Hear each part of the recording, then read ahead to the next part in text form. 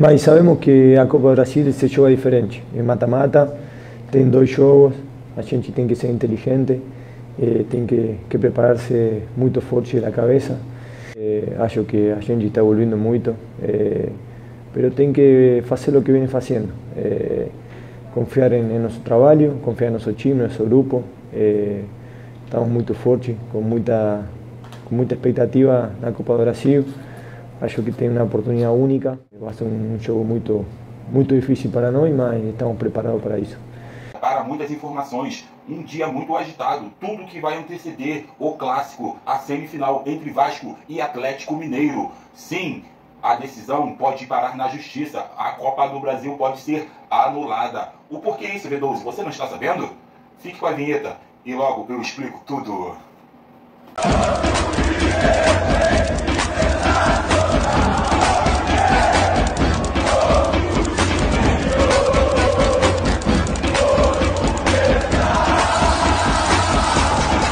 É uma vergonha, meus amigos, não tem outra palavra. A CBF acaba de infringir os artigos 11 e 14 do Regulamento Geral de Competições da CBF para favorecer o seu filhinho, para favorecer o Flamengo, pô. Vamos lá, artigo 11. A convocação de atletas para integrar seleções nacionais não assegura aos clubes o direito de alterar as datas de suas partidas em competições.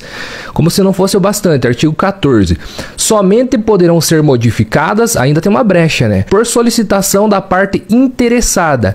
São consideradas partes interessadas o clube mandante, que no caso seria o Corinthians, pois é o jogo da volta na Neoquímica Arena, a federação mandante e a emissora detentora dos direitos de transmissão. Ou seja, em nenhum momento cita que o visitante, o Flamengo, que no caso solicitou alteração, teria esse poder de solicitar uma alteração de data. É uma vergonha, o Corinthians não pode deixar isso barato. Pantalhão, vamos em cima deles. Para que existe lei se elas podem ser quebradas a qualquer momento por um interesse maior? Diante de uma óbvia infringência do regulamento feito pela CBF, e aí, para mim, o que me irritou nessa conversa foi tanto o Pedrinho quanto o Augusto Melo dizerem que a CBF perde a credibilidade. Ela nunca teve credibilidade. Há anos, há décadas que ela não tem credibilidade. Então, a discussão não é essa. A discussão é enfrentar isto. Qual é a maneira de enfrentar isso? Não vamos a campo. Cria o grande imbróglio. Eu gostaria de ver a CBF enfrentando a segunda e a quinta maiores torcidas do país.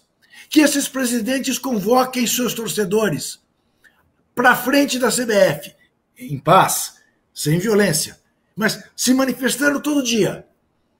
Eu quero ver se a CBF aguenta. Então, galera, qual a opinião de vocês? É uma situação muito complexa essa questão ao qual o Vasco, a CBF, Flamengo e Corinthians estão enfrentando, cada um defendendo os seus interesses. Porém, no vídeo que eu deixei a vocês, tá aí, a CBF está burlando o seu próprio, como eu posso dizer, está se contradizendo mediante suas próprias regras. Ela criou uma regra e está burlando a mesma, porque o mandante é o clube Vasco da Gama e o Corinthians. Ou porque o motivo qual, uma vez que você solicita a mudança, o clube que em questão, que é o mandante, que é o jogo da volta entre Vasco e Atlético Mineiro, no Rio de Janeiro, e Flamengo e Corinthians, em São Paulo, eles deram tanto azar que, sim, os jogos no sorteio da semana passada trouxeram ambos os jogos como mandante, porque se é ao contrário, se amanhã Vasco e Atlético Mineiro se enfrentam, eles estavam dentro de um parâmetro judicial, dentro das regras da própria CBF. Porém, não, a não ser que eles coloquem que o confronto tem que ser por causa de direito de televisão, ainda assim ficaria 3 votos. Flamengo, Atlético Mineiro e direito de TV, Vasco, Corinthians e o clube mandante. 3-3. É uma sinuca de bico. Essa sinuca de bico que se refere à decisão da CBF em permanecer com a imposição, trazendo os jogos com suas antecipações, ambos, vai fazer com que os times possam ir à justiça comum. E sim, o campeonato pode ser paralisado. E sim, o escândalo está formado. E por que estou dizendo isso? Para o lado vascaíno, que há uma perseguição, que há todo esse imbróglio há anos, desde a Copa João Avelange, quando o Eurico Miranda coloca no slogan SBT na final, que eu acho que não sei se aconteceu em janeiro, fevereiro, após ter a queda de São Januário, toda aquela confusão, e o Vasco venceu o São Caetano por 3-1 no início do ano. Nós vemos por anos, diversos lances que prejudicam o Vasco. Agora, então, com o início do VAR em ação, vemos que o Vasco é o clube mais prejudicado, porque o Vasco é o time que o VAR não entra em ação para salientar uma situação que corrobore com uma assertividade a favor do Vasco, e o VAR é acionado supostamente quando o Vasco realmente está errado, como na expulsão do senhor David, que foi mais contra o Bahia. O VAR não é acionado numa expulsão do Matheus Carvalho em cima do Matheus Henrique, que claramente ele pega a bola, a parte interna do pé dele bate em cima da bola e escorrega para a coxa do adversário. Poderia sim ser expulso, mas o VAR deveria ter chamado, porque o jogador não tinha cartão amarelo. Não vou ficar se retratando toda hora, porque o vídeo fica extenso, mas assim, é só uma questão de análise.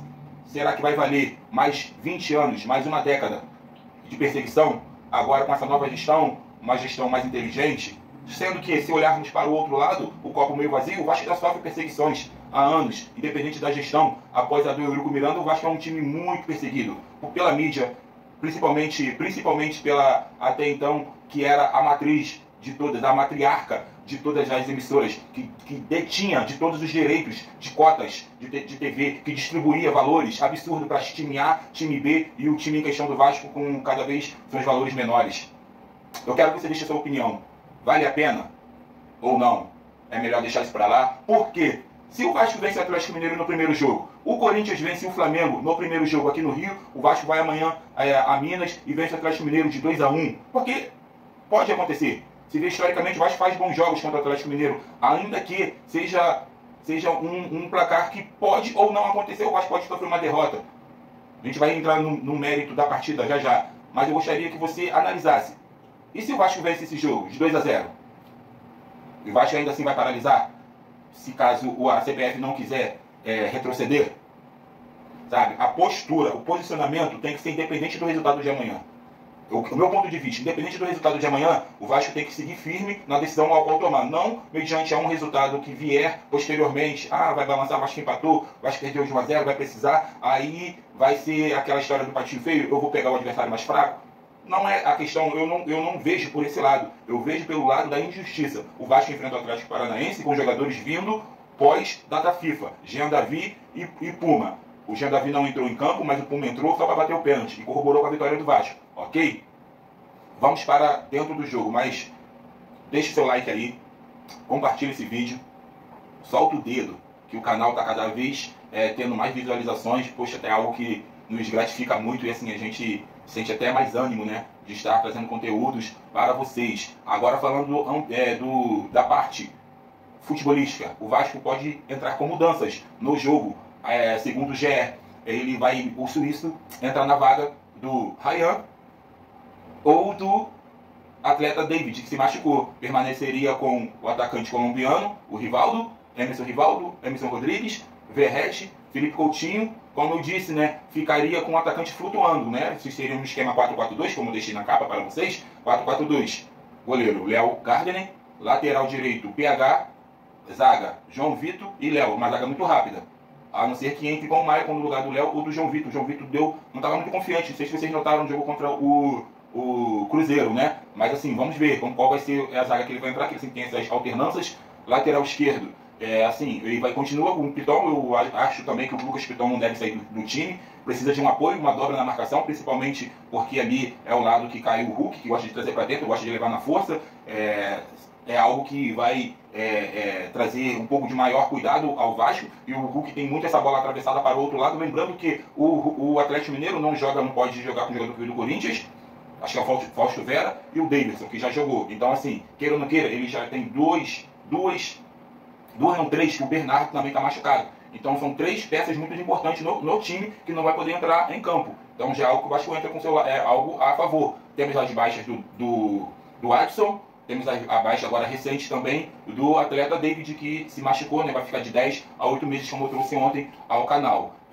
Completaria o meio campo com o Pitbull, Cocão, Hugo Moura e o Maxime Rodrigues. Quem for buscar o vídeo aí vai ver que eu faço essa análise. Tem alguém com uma capacidade técnica de vir buscar essa bola e fazer uma dobradinha com o Felipe Coutinho para que o mesmo não fique tão distante entre as linhas do volante com a zaga, para que ele performe numa área que ele é diferente, numa área que ele, numa tirada dele, ele possa chapar uma bola, aquela chapadinha famosa dele, ou então achar um passe, uma infiltração dos laterais, ou o próprio Emerson Rodrigues flutuando, ou a infiltração do próprio Maxime Rodrigues, uma vez que o Verratti estaria ali de pivô, travando a zaga do Atlético Mineiro. Se o Vasco vier com esse esquema de 4-4-2, é algo que eu venho batendo com muito desejo que venha acontecer, porque eu enxergo que é algo que vai potencializar o Felipe Coutinho, é uma formação que vai potencializar a ultrapassagem dos laterais, é algo que vai potencializar o jogo do Verratti também. Mas deixe a sua opinião, pegue esse vídeo, compartilhe no grupo de WhatsApp, grupo da família aí, o grupo